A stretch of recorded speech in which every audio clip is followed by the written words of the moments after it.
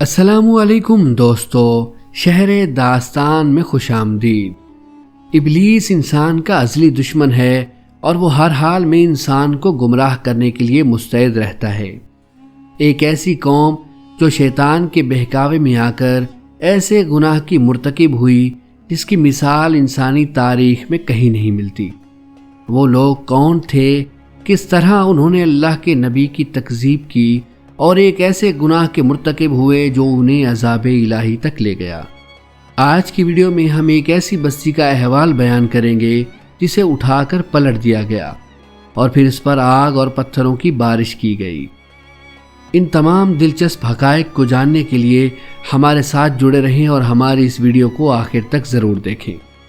اردن اور فلسطین کے درمیان بحر مردار کے کنارے سبز و شاداب وادیاں تھیں۔ یہ علاقے مصدوم اور امورہ کے نام سے مشہور تھے۔ یہاں ہر قسم کے پھل، سبزیوں اور باغات کی کثرت تھی۔ یہاں کے باشندے خوشحال تھے اور زندگی کی ہر آسائش انہیں میسر تھی، لیکن ان تمام نعمتوں کے باوجود وہ اللہ کو بھلا بیٹھے تھے۔ تکبر سے ان کی گردنیں اکڑ گئی تھیں اور وہ تمام مخلوق کے لیے پیدا کیے گئے وسائل کو اپنی ملکیت سمجھتے تھے۔ دوسرے علاقوں کے لوگ جب سدوم اور امورہ آتے تو ان کو ناپسندیدہ افراد قرار دے کر انہیں ایذا دیتے اور ان کا مال اسباب لوٹ لیتے۔ اللہ کی عطا کردہ وسائل کو اپنی محنت اور زور بازو کا نتیجہ سمجھتے تھے۔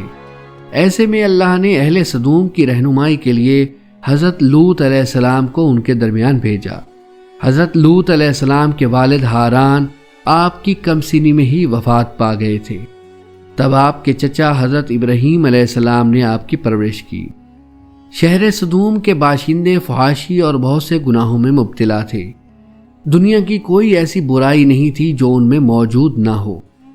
یہ دنیا کی سرکش اور بد اخلاق قوم تھی۔ ان سب برائیوں کے ساتھ ساتھ یہ قوم ایک خبیث عمل کی موجد بھی تھی، وہ یہ کہ وہ اپنی نفسانی خواہشات عورتوں کی بجائے لڑکوں سے پوری کرتے تھے۔ دنیا کی قوموں میں اس عمل کا اب تک کوئی رواج نہ تھا۔ یہی وہ بدبخت قوم تھی جس نے اس ناپاک عمل کو شروع کیا، اور اس سے بھی زیادہ بے حیائی کی بات یہ تھی کہ وہ اپنی اس بد کرداری کو عیب نہیں سمجھتے تھے، بلکہ کھلم فخر کے ساتھ اس کو کرتے رہتے۔ ان حالات میں حضرت لوط علیہ السلام نے اس قوم کو ان کی بے حیائیوں اور برائیوں پر ملامت کی اور شرافت اور طہارت کی زندگی کی رغبت دلائی، اور ہر ممکن طریقے سے نرمی اور پیار سے انہیں سمجھایا اور نصیحتیں کی، اور پچھلی قوموں کی بدعمالیوں کے نتائج اور ان پر آئے ہوئے عذابات بتا کر عبرت دلائی۔ لیکن ان پر کوئی اثر نہ ہوا، بلکہ الٹا طنز کرتے ہوئے یہ کہنے لگے، یہ بڑے پاک باز لوگ ہیں، ان کو اپنی بستی سے نکال دو۔ اور بارہا سمجھانے کے بعد یہ کہنے لگے، ہم تو نہیں مانتے، اگر تو سچا ہے تو ہم پر اللہ کا عذاب لے آ۔ ادھر یہ ہو رہا تھا اور دوسری جانب حضرت ابراہیم علیہ السلام کے پاس اللہ کے فرشتے انسانی شکل میں آئے۔ حضرت ابراہیم علیہ السلام نے انہیں مہمان سمجھ کر ان کی تواضع کرنی چاہی، لیکن انہوں نے کھانا کھانے سے انکار کر دیا۔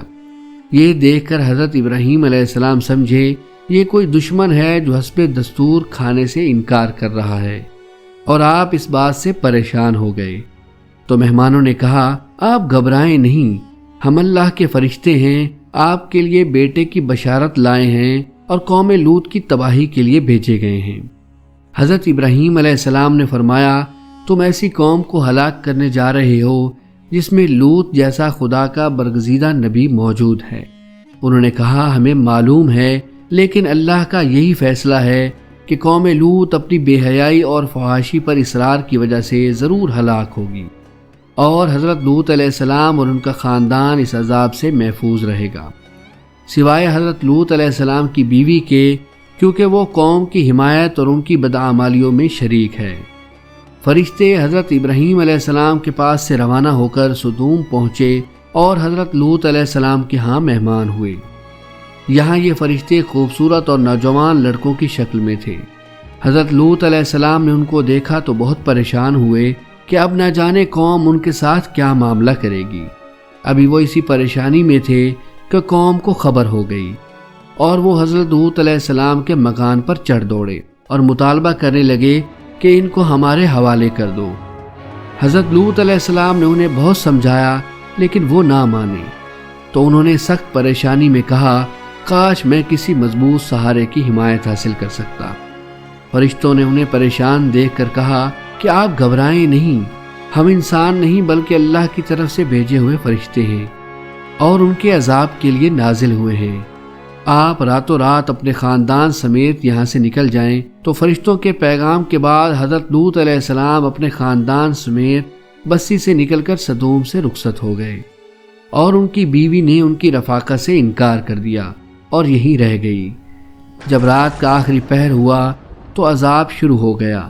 سب سے پہلے ایک سخت ہیبت ناک چیخ نے ان کو تہو بالا کر دیا، پھر ان کی آبادی کو اوپر اٹھا کر زمین کی طرف الٹ دیا گیا، اور پھر اوپر سے پتھروں اور آگ کی بارش نے ان کا نام و نشان تک مٹا دیا، اور گزشتہ قوموں کی طرح یہ بھی اپنی سرکشی کی وجہ سے انجام کو پہنچے۔